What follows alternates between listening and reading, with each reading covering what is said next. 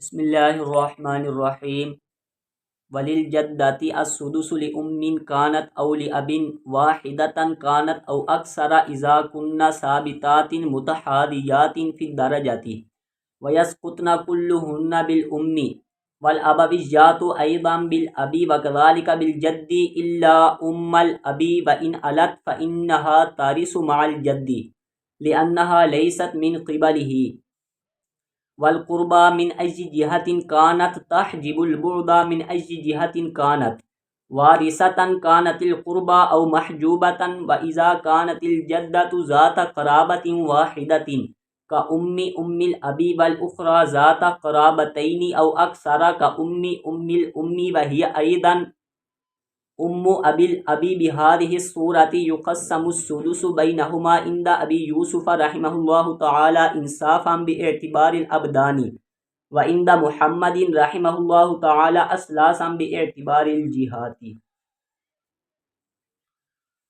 بسم اللہ الرحمن الرحیم. عورتوں کے احوال بیان کیے جا رہے تھے. تو جو اصحاب فرائض ہیں ان میں سے 4 مرد تھے اور 8 عورتیں تھیں. 4 مرد تھے اور 8 عورتیں تھیں. تو 4 مردوں کے احوال بھی بیان ہو چکے اور عورتیں جو تھیں 8، ان میں سے 7 عورتوں کے احوال بیان ہو چکے ہیں. صرف اور صرف آخری جو عورت ہے اس کے احوال جو ہیں وہ بقایا ہیں، جس کو ہم آج پڑھ رہے ہیں. تو آخری جو عورت ہیں جس کے احوال بیان کیے جا رہے ہیں وہ ہے جدہ. وہ کیا ہے؟ جدہ کا معنی ہوتا ہے دادی. جدہ کا معنی ہوتا ہے دادی. تو یہاں پر جو ہے وہ جدہ سے مراد جو ہے وہ نانی اور دادی دونوں ہیں. نانی اور دادی دونوں ہیں. ہمارے عرف کے اندر جو ماں کی ماں ہوتی ہے اس کو نانی کہا جاتا ہے. اس کو نانی کہا جاتا ہے. اور جو باپ کی ماں ہوتی ہے اس کو دادی کہا جاتا ہے. اس کو دادی کہا جاتا ہے. یعنی جو ماں کی طرف سے ہیں وہ نانیاں ہیں اور جو باپ کی طرف سے ہیں وہ دادیاں ہیں. جو باپ کی طرف سے ہیں وہ دادیاں ہیں. لیکن اہل فرائض جو ہیں ان کے نزدیک چاہے ماں کی طرف سے ہوں چاہے باپ کی طرف سے ہوں ان کو جدہ ہی کہا جاتا ہے. ان کو جدہ ہی کہا جاتا ہے. تاہم ان کے درمیان جو ہے وہ فرق کرنے کے لیے جو ماں کی طرف سے ہوتی ہیں ان کو امیات کہا جاتا ہے اور جو باپ کی طرف سے ہوتی ہیں ان کو ابویات کہا جاتا ہے. ان کو ابویات کہا جاتا ہے. تو یہاں پر جو ابویات ہیں یا امیات ہیں یعنی جو جدات ہیں تو ان کے احوال جو ہیں وہ بیان کیے جا رہے ہیں. تو جدہ کی جو حالتیں ہیں وہ 2 ہیں. جدہ کی 2 حالتیں ہیں. ایک حالت سدس ہے اور دوسری حالت جو ہے وہ محرومیت ہے. تو جدہ کی پہلی حالت جو سدس ہے اس کو 6واں حصہ ملتا ہے، چاہے وہ جدہ جو ہے وہ ماں کی طرف سے ہو چاہے باپ کی طرف سے ہو. جدہ ایک ہو یا ایک سے زیادہ ہوں تو ان کو کیا ملے گا؟ 6واں حصہ ملے گا. ان کو 6واں حصہ ملے گا. لیکن جدہ کو 6واں حصہ ملنے کے لیے 2 شرطیں ہیں. جدہ کو 6واں حصہ ملنے کے لیے 2 شرطیں ہیں. ایک شرط یہ ہے کہ وہ جدہ جو ہے وہ صحیحہ ہو فاسدہ نہ ہو. جدہ کیا ہو؟ صحیحہ ہو فاسدہ نہ ہو. ٹھیک ہے. اور دوسری شرط یہ ہے کہ اگر جدات جو ہیں وہ ایک سے زیادہ ہوں، جدات ایک سے زیادہ ہوں تو وہ درجہ کے اندر جو ہیں وہ مساوی اور برابر ہوں. درجہ کے اندر مساوی و برابر ہوں کہ جتنے واسطوں سے ایک جدہ جو ہے وہ میت کی طرف منسوب ہے اتنے ہی واسطوں سے دوسری جدہ بھی منسوب ہو. یہ میت کی طرف منسوب ہونے میں جو واسطے ہیں وہ کیا ہوں؟ برابر ہوں۔ برابر ہو، میت کی طرف منسوب ہونے میں واسطے کیا ہوں؟ برابر ہوں، برابر ہوں، کم زیادہ نہ ہوں۔ جب یہ دونوں شرطیں جو ہیں وہ پائی جائیں گی تو اس صورت کے اندر جو جدہ ہوگی اس کو چھٹا حصہ ملے گا۔ کیا ملے گا؟ چھٹا حصہ ملے گا۔ تو ہم فرض کرتے ہیں کہ کوئی شخص جو ہے وہ اپنی جدہ اور باپ چھوڑ کر کیا ہوا؟ فوت ہوا۔ جدہ سے مراد یہاں پر جو ہے وہ کیا ہے؟ نانی ہے۔ جدہ سے مراد یہاں پر نانی ہے۔ تو ایک شخص جو ہے وہ اپنی نانی اور باپ چھوڑ کر فوت ہوا، تو میت لکھنے کے بعد ہم جو ہے وہ نیچے ایک طرف لکھ لیتے ہیں نانی، اور تھوڑی سی جگہ چھوڑ کر تو ہم لکھ لیتے ہیں باپ لکھ لیتے ہیں۔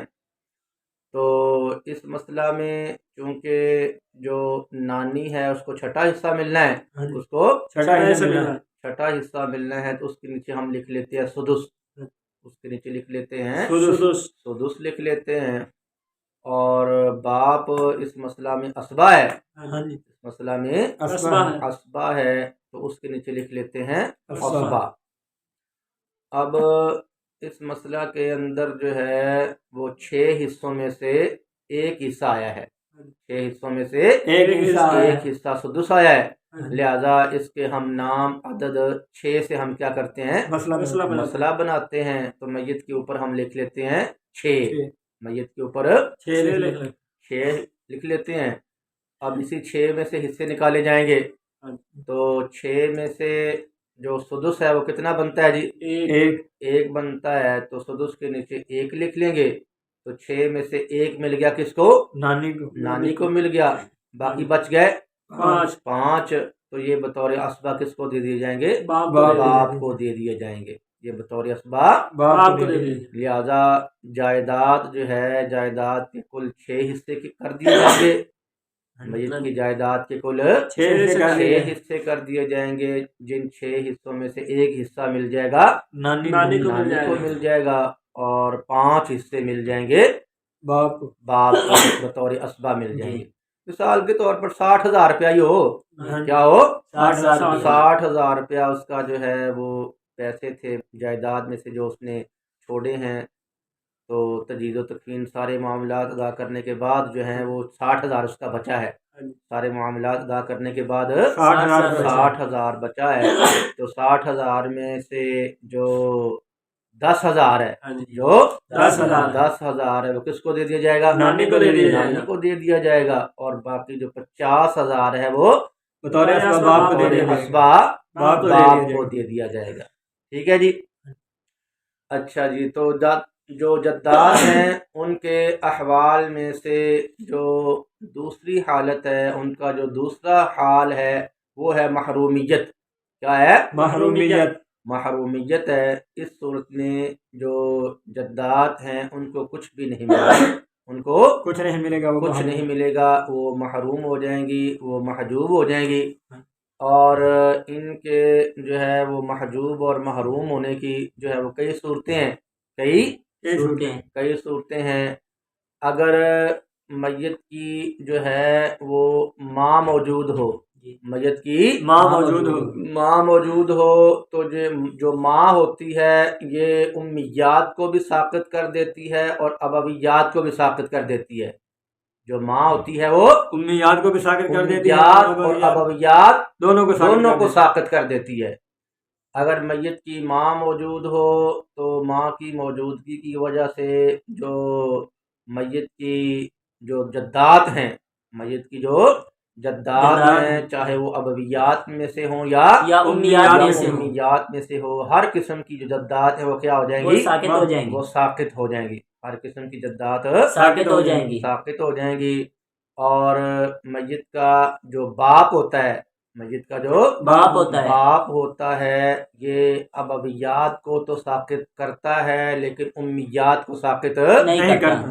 ٹھیک ہے، یعنی یہ دادیوں کو ساقط کرتا ہے، البتہ نانیاں جو ہوتی ہیں ان کو ساقط نہیں کرتا۔ جو باپ کی طرف سے جدات ہوں گی ان کو یہ باپ کیا کرے گا؟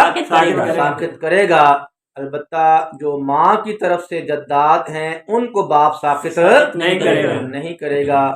اور میت کا جو دادا ہوتا ہے، میت کا جو دادا ہوتا ہے یہ بھی ابویات کو ساقط کرتا ہے، یہ بھی ابویات کو ساقط کرتا ہے، ٹھیک ہے، امیات کو ساقط نہیں کرتا۔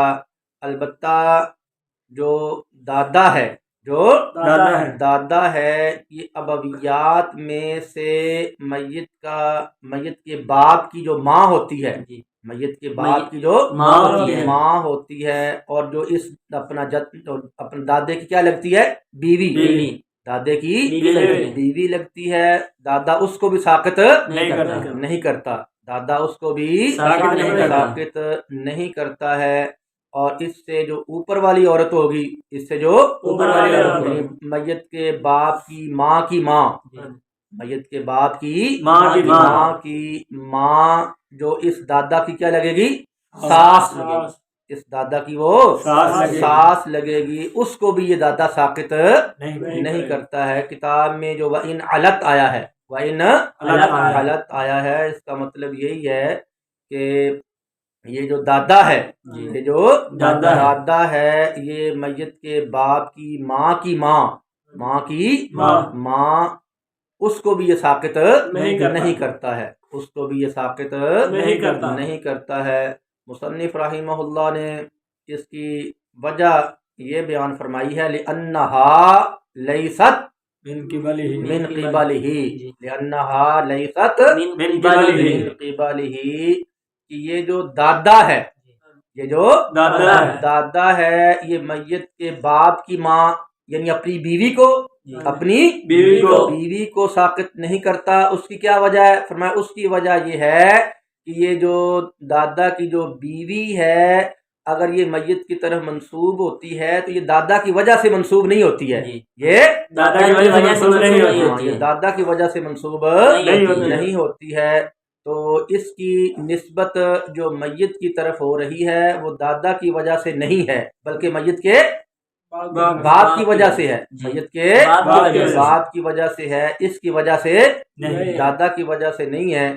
تو جب دادا جو ہے اس کی وجہ سے اس کی بیوی کی نسبت میت کی طرف نہیں ہو رہی تو پھر یہ اس کو ساقط بھی نہیں کرے گا، اس کو یہ ساقط بھی نہیں کرے گا۔ آپ جانتے ہیں کہ قانون یہی ہے کہ جو واسطہ ہوتا ہے، جو واسطہ ہوتا ہے اس کے ہوتے ہوئے ذل واسطہ کیا ہوتا ہے، محروم، واسطہ کے ہوتے ہوئے واسطہ جو ہے وہ محروم ہوتا ہے۔ بات یہ ہو رہی تھی کہ میت کا جو باپ ہے، میت کا جو باپ ہے یہ میت کی جو دادی ہے اس کو کیا کر دے گا، ساقط کر دے گا، اس کو ساقط کر دے گا، کیونکہ میت کی جو دادی میت کی طرف منسوب ہو رہی ہے تو یہ کس واسطہ سے ہے، میت کے باپ کے واسطہ سے ہے، میت کے باپ کے واسطہ سے ہے، تو باپ واسطہ ہو گیا اور دادی کیا ہو گئی، ذل واسطہ ہو گئی، باپ واسطہ ہو گیا اور دادی ذل واسطہ ہو گئی۔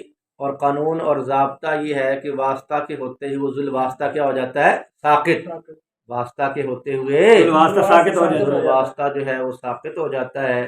لیکن اگر میت جو ہے اس کے باپ کی بجائے، اس کے باپ کی بجائے جو ہے وہ میت کا دادا موجود ہو، میت کا دادا موجود ہو اور ساتھ میت کی جو ہے وہ دادی بھی موجود ہو، میت کا دادا بھی ہو اور دادی بھی موجود ہو، تو میت کا جو دادا ہوگا یہ میت کی دادی کو ساقط نہیں کرے گا، میت کا جو دادا ہوگا یہ میت کی دادی کو ساقط نہیں کرے گا، کیونکہ میت کی جو دادی ہے، میت کی جو دادی ہے تو اگر یہ میت کی طرف منسوب ہو رہی ہے تو میت کے دادا کی وجہ سے منسوب نہیں ہو رہی، میت کے دادا کی وجہ سے منسوب نہیں، بلکہ یہ میت کے باپ کی وجہ سے منسوب ہو رہی ہے، بلکہ یہ میت کے باپ کی وجہ سے منسوب ہو رہی ہے۔ تو پھر میت کی دادی کی نسبت جو میت کی طرف ہو رہی ہے یہ میت کے باپ کی وجہ سے ہے، میت کے دادا کی وجہ سے نہیں ہے، تو میت کا دادا واسطہ نہ بنا، میت کا جو دادا ہے وہ واسطہ نہ بنا، اور جو دادی ہے وہ ذل واسطہ نہ بنی، ٹھیک ہے۔ تو جب میت کا دادا جو ہے وہ واسطہ نہیں ہے تو اس کی وجہ سے پھر جو دادی ہے وہ ساقط بھی نہیں ہوگی، ساقط بھی نہیں ہوگی، ٹھیک ہے بھائی۔ اچھا جی، اب ہم نے یہ قانون جو ہے وہ بیان کیا تھا کہ اگر میت کی جو ہے وہ نانی یا دادی موجود ہو، میت کی نانی یا دادی موجود ہو، اور میت کی جو ہے وہ ماں بھی موجود ہو، میت کی ماں بھی موجود ہو، تو ماں جو ہوتی ہے یہ ابویات کو بھی کیا کر دیتی ہے، ساقط کر دیتی ہے، اور امیات کو بھی کیا کر دیتی ہے، ساقط کر دیتی ہے۔ تو ہم جو ہے وہ فرض کرتے ہیں کہ کوئی شخص جو ہے وہ فوت ہوا، کوئی شخص فوت ہوا اور اس نے اپنے ورثاء میں سے کون کون چھوڑے، ماں اور نانی اور باپ، ماں، نانی اور باپ کو چھوڑ کر کیا ہوا، فوت ہوا۔ اس نے اپنے ورثاء میں ماں کو چھوڑا اور نانی کو چھوڑا اور باپ کو چھوڑا، تو ہم اب میت لکھنے کے بعد جو ہے وہ نیچے لکھ لیتے ہیں، ماں لکھتے ہیں، نیچے ماں لکھتے ہیں، تھوڑی سی جگہ چھوڑ کر تو ہم لکھ لیتے ہیں نانی لکھ لیتے ہیں، اور تھوڑی سی جگہ چھوڑ کر تو لکھ لیتے ہیں باپ لکھ لیتے ہیں، ٹھیک ہے جی۔ تو ماں کو یہاں پر کیونکہ میت کی جو ہے وہ اولاد موجود نہیں ہے، اور اس کے دو یا دو سے زیادہ بہن بھائی بھی نہیں ہیں، نہ اولاد موجود ہے اور نہ دو یا دو سے زیادہ بہن بھائی موجود ہیں، تو اس صورت کے اندر جو ماں ہوتی ہے اس کو کیا ملتا ہے، ثلث ملتا ہے، ماں کو ثلث ملتا ہے، تو ماں کے نیچے ہم لکھ لیتے ہیں ثلث، ماں کے نیچے ثلث لکھ لیتے ہیں۔ اور اس مسئلہ کے اندر جو باپ ہے، وہ کیا ہے، اسبا ہے، اس کے نیچے کیا لکھ لیتے ہیں، اسبا لکھ لیتے ہیں۔ اور میت کی جب ماں موجود ہو، میت کی جب ماں موجود ہو تو نانی کیا ہوتی ہے، کیونکہ ماں جو ہوتا ہے وہ ماں جو ہوتی ہے وہ امیات اور ابویات دونوں کو ساقط کرتی ہے، تو یہاں پر جو نانی اس کی حالت جو ہے وہ محجوبہ ہے، اس کی حالت محرومیت ہے، اس کے نیچے کیا لکھ لیتے ہیں، ہاں محجوبہ لکھ لیتے ہیں، اس کے نیچے محجوبہ لکھ لیتے ہیں۔ تو یہاں پر جو ہے وہ 6 حصوں میں سے کتنے حصے جمع ہوگا جی، 6 حصوں میں سے صرف ایک حصہ ہے، صرف ایک ہی حصہ ہے، اور وہ کیا ہے، ثلث ہے، وہ کیا ہے، ثلث ہے۔ لہذا قانون کے مطابق ہم ثلث کا ہم نام عدد جو ثلاثہ ہے 3، اس سے مسئلہ بناتے ہیں، تو میت کے اوپر لکھ لیتے ہیں 3، میت کے اوپر 3 لکھ لیتے ہیں، تو 3 میں سے جو تہائی بنتا ہے، ثلث بنتا ہے، وہ کتنا ہے جی، وہ 1 ہے، لہذا ثلث کے نیچے 1 لکھ لیتے ہیں، ثلث کے نیچے 1 لکھ لیتے ہیں۔ تو 3 میں سے 1 کس کو دے دیا، ماں کو دے دیا، تو نانی تو یہاں پر محجوبہ ہے، اس کو تو کچھ نہیں ملنا، اس کو تو کچھ نہیں ملنا، باقی کتنے بچے، 2 بچے، اور یہ 2 جو ہیں وہ بطور اسبا ہم کس کو دے دیتے ہیں، باپ کو دے دیتے ہیں، تو لہذا اسبا کے نیچے ہم نے لکھ دیا 2، اس کے نیچے 2 لکھ دیا۔ لہذا اس مسئلہ کے اندر جناب میت کی جو جائیداد ہے اس کے کل 3 حصے کیے جائیں گے، میت کی جائیداد کے کل 3 حصے کیے جائیں گے، جن میں سے 1 حصہ دے دیا جائے گا ماں کو، اور باقی 2 حصے دے دیے جائیں گے باپ کو دے دیے جائیں گے، باقی 2 حصے باپ کو۔ ہم فرض کر لیتے ہیں کہ اس کے پاس جو اس کا تجہیز و تکفین وغیرہ، ادائیگی قرض اور نفاذ وصیت وغیرہ جو ہے، اس کے بعد اس کے پاس اس کے جائیداد میں سے 30,000 بچا ہے، کیا بچا ہے، 30,000 بچا ہے، 30,000 میں سے 10,000 کس کو دے دیا جائے گا، ماں کو دے دیا جائے گا، اور جو باقی 20,000 ہے وہ باپ کو دے دیا جائے گا، باقی 20,000 باپ کو دے دیا جائے گا، ٹھیک ہے۔ اور ہم نے یہ بھی قانون جو ہے وہ بیان کیا ہے کہ جو میت کا جو باپ ہوتا ہے، میت کا جو باپ ہوتا ہے، یہ ابویات کو ساقط کرتا ہے لیکن امیات کو ساقط نہیں کرتا ہے۔ ابویات کو ساقط کرتا ہے لیکن امیات کو ساقط نہیں کرتا ہے۔ تو باپ جو ہے یہ ابویات کو ساقط کرے تو یہ حصوں میں سے ثلثان اور سدس دو حصے جمع ہوئے ہیں، ثلثان اور سدس دو حصے جو ہیں وہ جمع ہو گئے ہیں، جن میں سے چھوٹا حصہ جو ہے وہ کیا ہے؟ سدس ہے۔ چھوٹا حصہ سدس ہے، اور اس کا ہم نام جو عدد ہے وہ 6 ہے، تو لہذا قانون کے مطابق مسئلہ بنائیں گے 6 سے، اور میت کے اوپر لکھ لیں گے ہم 6، میت کے اوپر 6 لکھ لیں گے۔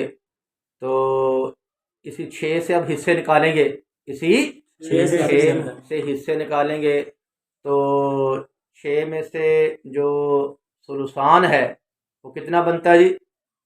4 بنتا ہے، وہ بنتا ہے 4 بنتا ہے۔ تو ثلثان جو بیٹیوں کا حصہ تھا اس کے نیچے ہم لکھ لیں گے 4، اس کے نیچے لکھ لیں گے 4 لکھ لیں گے۔ دادی اس مسئلہ میں محجوبہ ہے تو اس کو کچھ نہیں ملنا، تو باپ کو چھٹا حصہ ملنا ہے، تو 6 میں سے جو چھٹا حصہ ہے وہ کیا بنتا ہے؟ 1 بنتا ہے، لہذا وہ اس کے نیچے لکھ لیں گے باپ کے جو سدس ہے اس کے نیچے 1 لکھ لیں گے۔ باقی پیچھے کیا بچ گیا؟ 1 بچ گیا، باقی پیچھے 1 بچ گیا، تو وہ جو 1 ہے وہ بھی باپ ہی کو بطور اسبہ دے دیا جائے گا، وہ بھی باپ کو بطور اسبہ جو ہے وہ دے دیا جائے گا، ٹھیک ہے نا جی؟ کیونکہ اس مسئلہ کے اندر جو باپ ہے اس کی جو حالت بن رہی ہے وہ فرض مع التعصیب ہے نا جی؟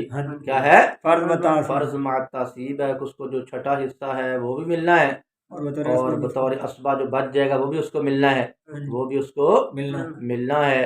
لہذا میت کی جو جائیداد ہے اس کے کل حصے کیے جائیں گے 6، میت کی جائیداد کے کل 6 حصے کیے جائیں گے، جن 6 حصوں میں سے جو 4 حصے ہیں، جو 4 حصے ہیں وہ دے دیے جائیں گے 2 بیٹیوں کو، 4 حصے دے دیے جائیں گے 2 بیٹیوں کو، اور باقی جو 2 حصے بچے ہیں، جو 2 حصے بچے ہیں وہ کس کو دے دیے جائیں گے؟ باپ کو دے دیے جائیں گے۔ 1 حصہ تو اس کو مل جائے گا فرضی حصے کے طور پر، اور 1 حصہ اس کو مل جائے گا بطور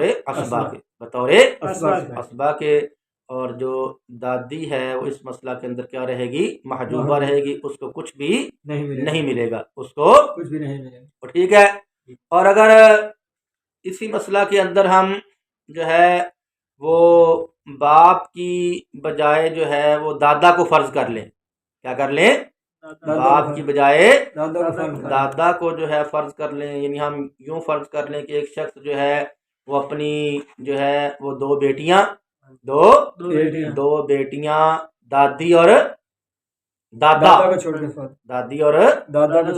کو جو ہے وہ چھوڑ کر کیا ہوا؟ فوت ہوا۔ تو اس صورت کے اندر جو میت لکھنے کے بعد نیچے بیٹیاں لکھی ہیں، اور تھوڑی سی جگہ چھوڑ کر کیا لکھ لیا ہم نے؟ دادی لکھ لی ہے، اور تھوڑی سی جگہ چھوڑ کر تو ہم نے کیا لکھ لیا ہے؟ دادا لکھ لیا ہے۔ کیا لکھ لیا ہے؟ دادا لکھ لیا ہے۔ تو میت کی بیٹیوں کو تو کیا ملنا ہے جی؟ ثلثان ملنا ہے، تو ان کے نیچے آ گیا ثلثان۔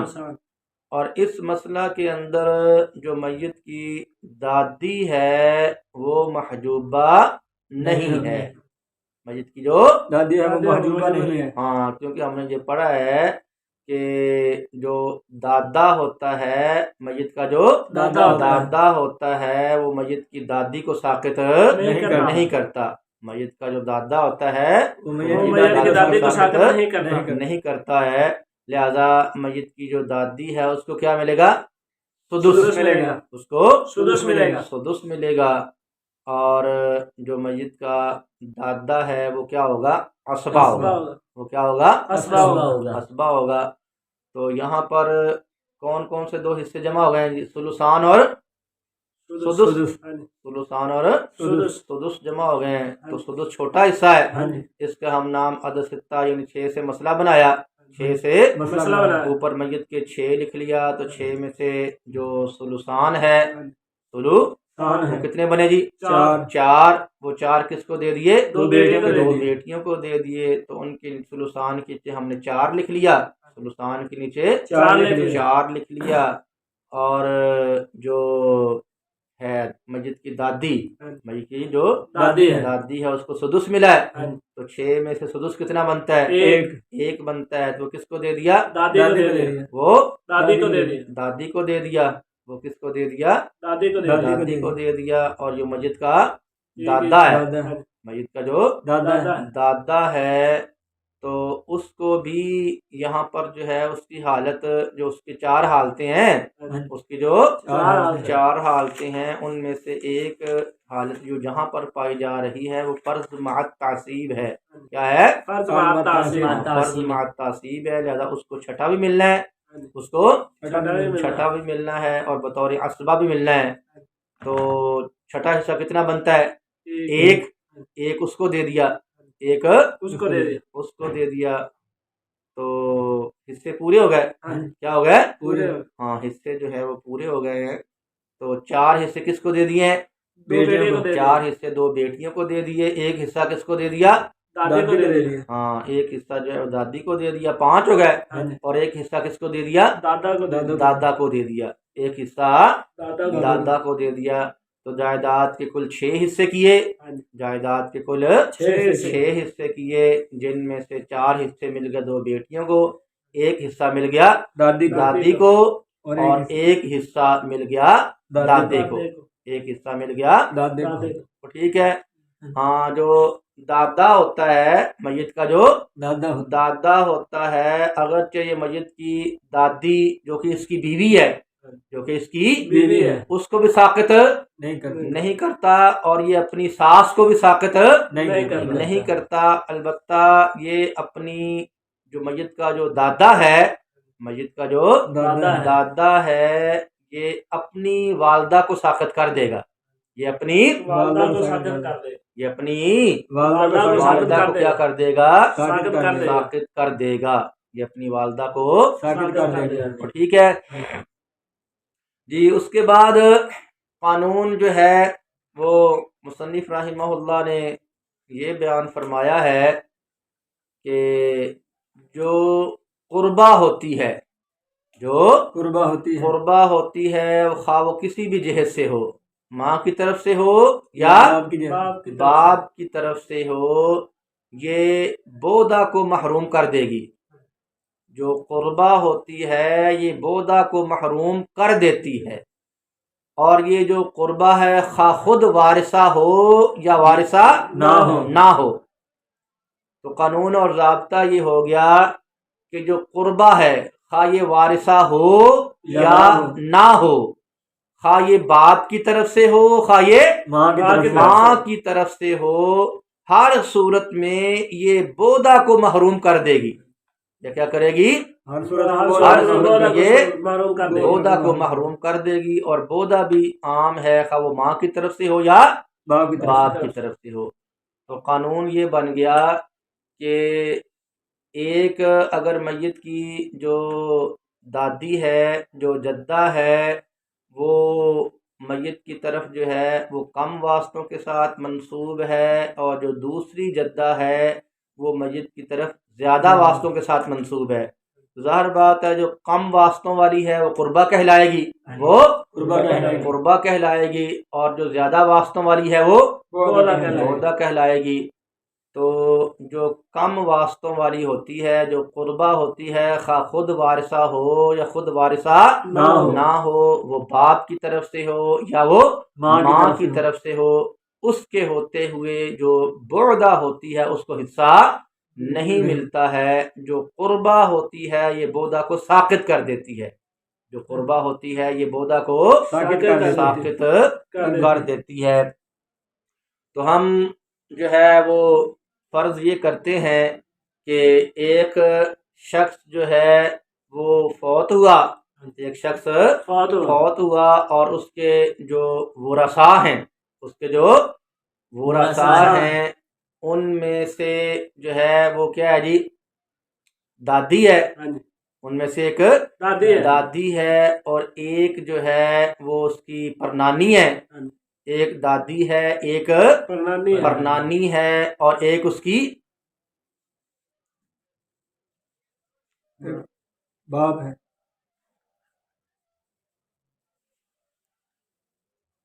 ایک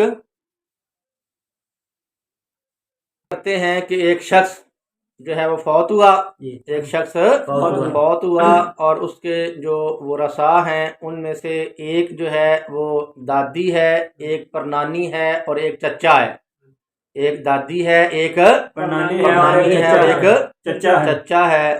ظاہر بات ہے کہ یہاں جو دادی ہے وہ قربا ہے، جو دادی ہے دادی وہ وہ قربا ہے، وہ قربا ہے کیونکہ وہ ایک واسطہ کے ساتھ میت کی طرف منسوب ہے، وہ ایک ایک واسطہ واسطے کے ساتھ میت کی طرف منسوب ہے، اور جو پرنانی ہے وہ بودا ہے، وہ کیا ہے؟ بودا ہے، بودا ہے، کیونکہ وہ دو واسطوں کے ساتھ کیا ہے؟ میت کی طرف منسوب ہے، ٹھیک ہے۔ لہذا یہاں پر جو ہے وہ جو پرنانی ہوگی، جو پرنانی ہوگی وہ کیا کرے گی؟ میت کی جو پرنانی ہے، میت کی جو پرنانی ہے وہ محروم ہوگی، وہ کیا ہوگی؟ محروم ہوگی، اور اس کو محروم کون کرے گی؟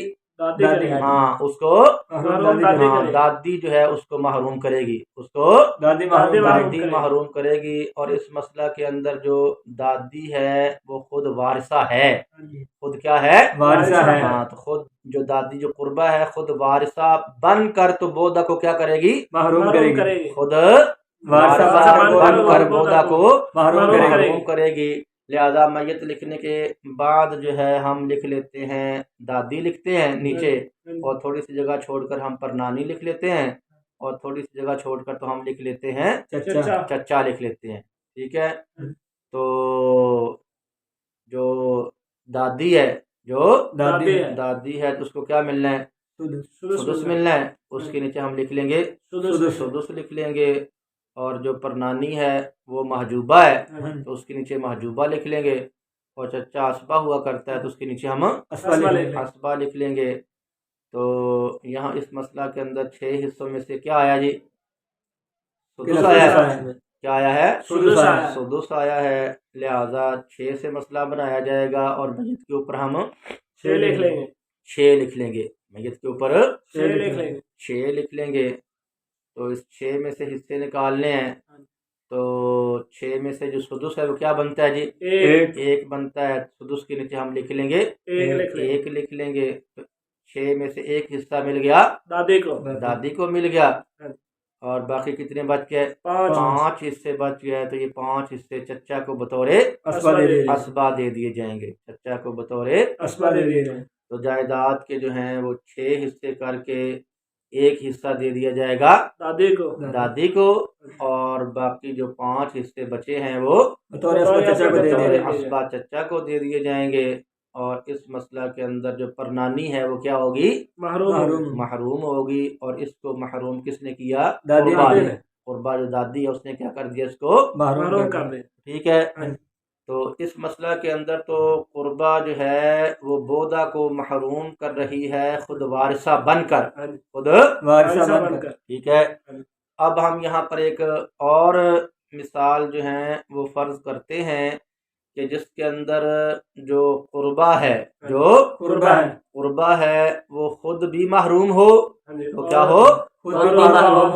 اور بودا کو کیا کر دے؟ وہ محروم کر دے، بودا کو کیا کر دے؟ وہ محروم کر دے۔ تو ہم جو ہے وہ فرض کرتے ہیں کہ ایک شخص جو ہے فوت ہوا، ایک شخص فوت ہوا، اور اس کے جو ورثاء ہیں ان میں سے کون ہے جی؟ دادی اور پرنانی اور باپ ہے، ہاں، ان میں سے جو ہے وہ دادی ہے، پرنانی ہے اور باپ ہے، دادی ہے، پرنانی ہے اور باپ ہے، ٹھیک ہے۔ تو ظاہر بات ہے کہ جو میت کا جو باپ ہوتا ہے وہ ابویات کو کیا کر دیتا ہے؟ ساقط۔ میت کا جو باپ ہوتا ہے وہ ابویات کو ساقط کر دیتا ہے۔ تو یہاں پر جو میت کی دادی ہے، میت کی جو دادی ہے اور قربا ہے، یہ میت کے باپ کی وجہ سے خود کیا ہے؟ محروم ہے، ہاں، خود محروم ہے، خود کیا ہے؟ محروم ہے، اور اس نے میت کی جو پرنانی ہے اس کو بھی کیا کر دیا؟ محروم کر دیا ہے، اس کو بھی محروم کر دیا۔ تو گویا یہاں قربا جو ہے اس نے خود محجوب ہو کر بودا کو کیا کیا ہے؟ محروم کر دیا۔ اس نے خود محروم ہو کر کر تو بودا کو دیا۔ محروم کیا ہے۔ تو میت لکھنے کے بعد جو ہے ہم نیچے لکھ لیتے ہیں دادی لکھتے ہیں، نیچے دادی لکھتے ہیں، تھوڑی سی جگہ چھوڑ کر تو ہم لکھ لیتے ہیں پرنانی لکھ لیتے ہیں، اور تھوڑی سی جگہ چھوڑ کر تو ہم لکھ لیتے ہیں باپ باپ کو لکھ لیتے ہیں۔ کس کو لکھ لیتے ہیں؟ باپ کو لکھ لیتے ہیں۔ اس مسئلہ کے اندر چونکہ جو دادی ہے وہ بھی محجوبہ ہے، وہ بھی محجوبہ محجوبہ ہے، تو اس کے نیچے بھی محجوبہ آ گیا، اس کے نیچے بھی محجوبہ آ گیا، اور جو پرنانی ہے وہ بھی کیا ہے؟ محجوبہ ہے، اس کے نیچے بھی کیا آ گیا؟ محجوبہ آ گیا، اور جو باپ ہے وہ یہاں پر اسبا ہے، کیا ہے؟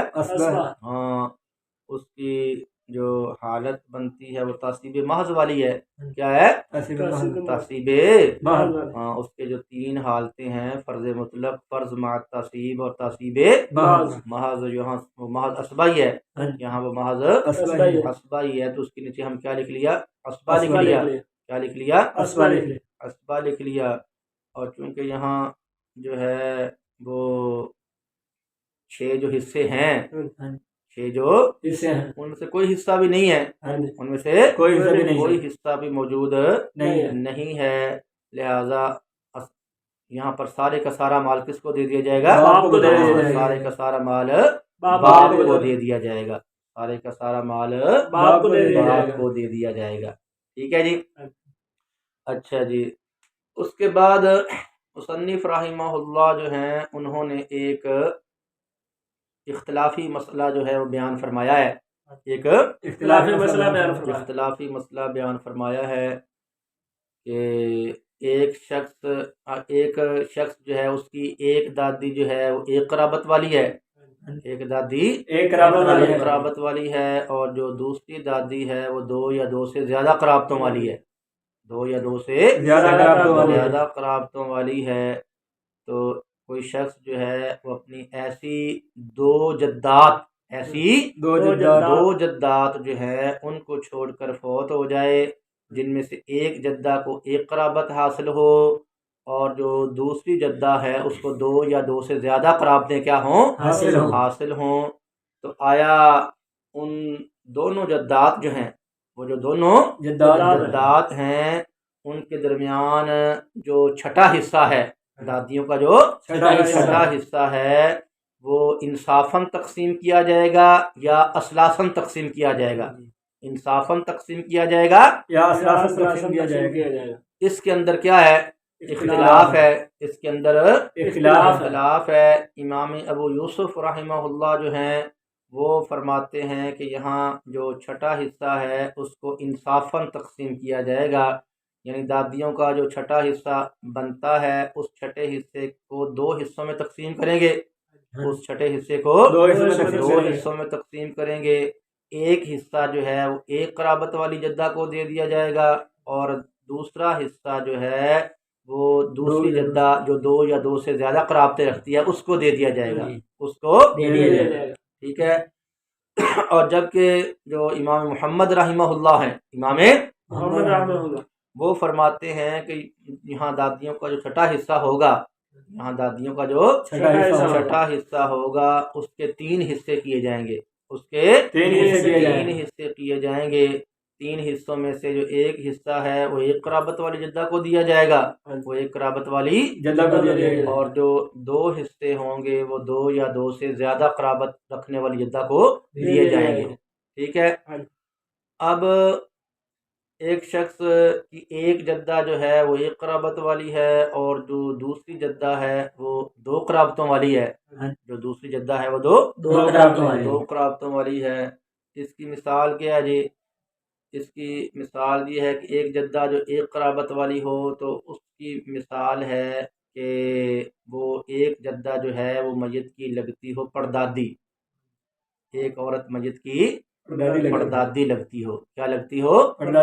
پردادی لگتی ہو، اور جو دوسری جدہ جس کو 2 قرابتیں حاصل ہیں، جس کو دو قرابتیں دو حاصل ہیں۔ قرابتیں حاصل ہیں، تو وہ ایک عورت ایسی ہو جو میت کی جو ہے وہ پردادی بھی لگتی ہو اور پرنانی بھی لگتی ہو، میت کی پردادی بھی لگتی ہو اور پرنانی بھی لگتی ہو۔ ہاں، میت کی جو ہے وہ پردادی بھی لگتی ہو اور پرنانی بھی پرنانی لگتی بھی لگتی ہو۔ تو ظاہر بات ہے ایک وہ ہے جو فقط کیا ہے پردادی پردادی ہے۔ یہ ایک قرابت والی ہو گئی، ہاں جی۔ یہ کیا ہو گئی ایک قرابت والی ایک ہوگی۔ قرابت والی ہوگی، اور دوسری عورت وہ ہے جو پردادی بھی ہے اور پرنانی بھی پرنانی بھی ہے، تو یہ کیا ہو گئی دو قرابتیں یہ دو قرابتوں والی ہو گئی، یہ کیا ہو گئی دو قرابتیں دو قرابتوں والی ہو گئی۔ اس کی تفصیل یہ ہے، اس کی تفصیل یہ ہے۔ ہاں، اس اجمال کی جو تفصیل ہے وہ یہ ہے کہ ایک یہاں پر دو عورتیں ہیں، ایک عورت ہے سکینہ نام کی اور دوسری عورت ہے فاطمہ نام کی۔ ایک سکینہ نامی عورت ہے اور ایک فاطمہ نامی فاطمہ نامی جو ہے وہ عورت ہے۔ سکینہ نامی عورت کا ایک بیٹا ہے جس کا نام ناصر ہے، جس کا نام ناصر ہے، اور جو فاطمہ نامی عورت ہے اس کی ایک بیٹی ہے جس کا نام جو ہے وہ تسنیم ہے، جس کا نام تسنیم ہے۔ ٹھیک ہے، اب جو سکینہ تھی اس نے اپنے بیٹے ناصر کا نکاح کر دیا فاطمہ کی بیٹی تسنیم کے ساتھ، فاطمہ کی بیٹی تسنیم کے ساتھ جو ہے وہ نکاح کر دیا۔ تو اللہ تبارک و تعالیٰ نے ان تسنیم اور جو ناصر ہے، تسنیم اور ناصر جو دونوں میاں بیوی ہیں، ان کو ایک بیٹا دیا جس کا نام انہوں نے رکھا سعید، جس کا نام انہوں نے سعید رکھا۔ اب یہ جو سعید ہے، یہ جو سعید ہے، یہ سکینہ کا کیا لگتا ہے جی پوتا، یہ سکینہ کا پوتا لگتا ہے، اور جو فاطمہ ہے اس کا یہ نواسہ ہے، اس کا یہ نواسہ ہے۔ ٹھیک ہے جی۔ اچھا جی، سکینہ نام کی جو عورت ہے اس کی ایک نواسی تھی جس کا نام حمیدہ تھا، جس کا نام حمیدہ تھا۔ تو حمیدہ نے اپنی نواسی سکینہ نے اپنی نواسی حمیدہ کا نکاح کر دیا اپنے پوتے سعید کے ساتھ، اپنے پوتے سعید کے ساتھ جو ہے وہ نکاح کر دیا۔ تو ان دونوں کا نکاح ہو گیا، تو اللہ تبارک و تعالیٰ نے ان کو جو ہے وہ ایک بیٹا عطا فرمایا جس کا نام انہوں نے احمد رکھا، جس کا نام انہوں نے احمد رکھا۔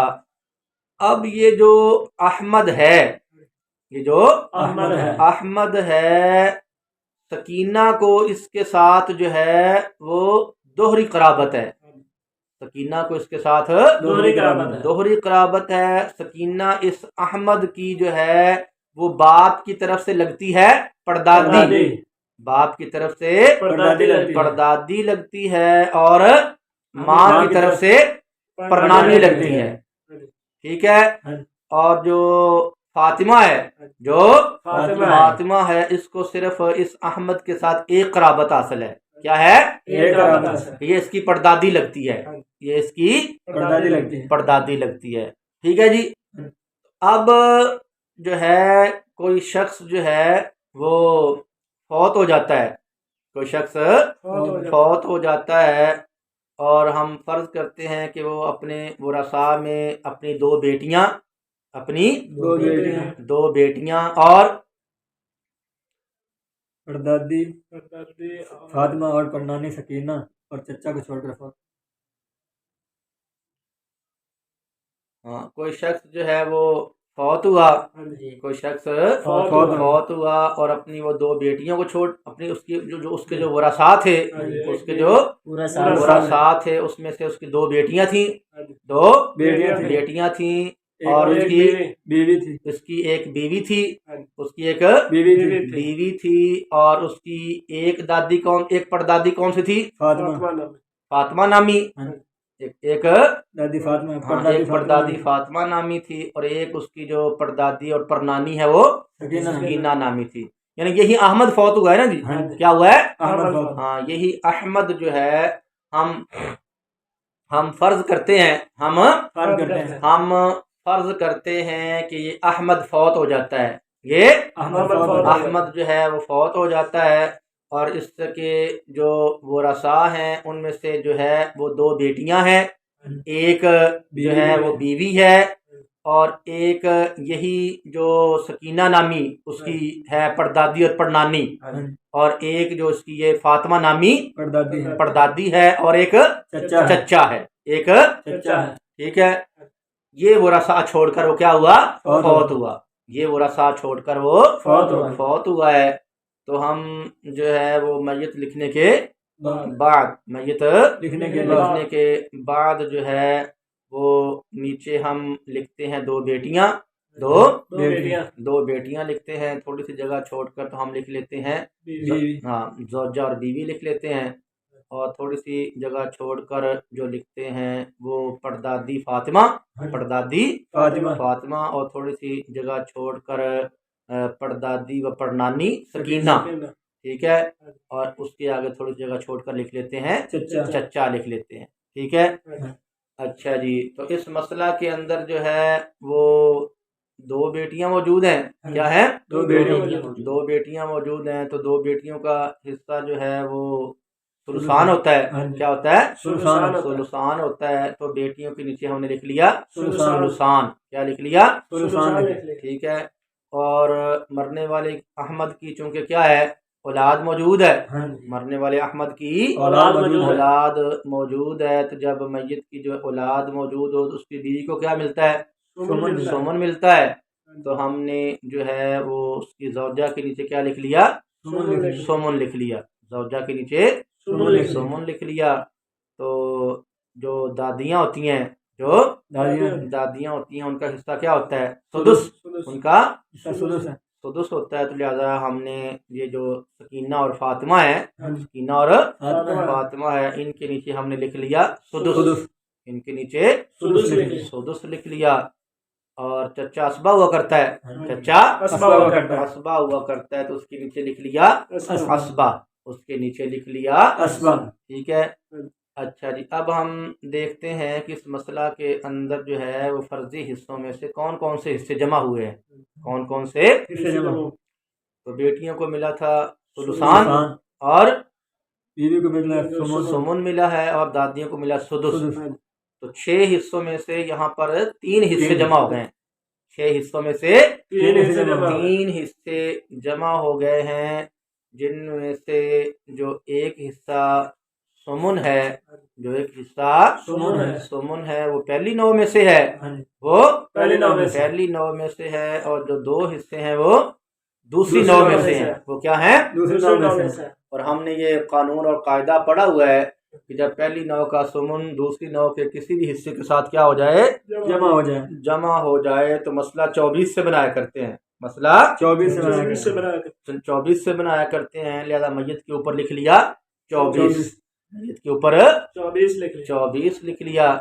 تو اب اس 24 میں سے حصے نکال لیں، اس 24 میں سے حصے نکالنے ہیں، تو ہم نے دیکھا کہ جو 24 کا جو سمن ہے، 24 میں سے جو سمن ہے وہ کتنا بنتا ہے جی؟ 3 بنتا ہے، تو سمن کے نیچے ہم نے لکھ دیا 3، سمن کے نیچے ہم نے 3 لکھ دیا ہے، اور 24 کا جو ہے ثلثان، 24 کا جو ثلثان ہے وہ کتنا بنتا ہے جی؟ 16 بنتا ہے، تو بیٹیوں کا حصہ جو ثلثان تھا اس کے نیچے ہم نے لکھ دیا 16 لکھ دیا، اس کے نیچے 16 لکھ دیا، اور دادیوں کا حصہ سدس ہے، سدس کتنا بنتا ہے 24 میں سے؟ 4 بنتا ہے، لہذا سدس کے نیچے ہم نے لکھ دیا 4، کیا لکھ دیا؟ 4۔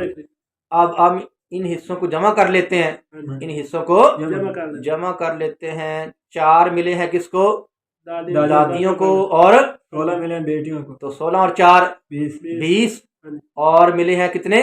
3 ہاں 3 ملے ہیں بیوی کو، تو 20 اور 3 23، ہاں 23 ہو گئے، تو باقی کیا بچ گیا؟ ایک بچ گیا، باقی ایک بچ گیا، تو یہ ایک جو ہے بطور اسبا چچا کو دے دیا جائے گا، تو چچا کے نیچے ہم نے اسبا کے نیچے کیا لکھ دیا ہے؟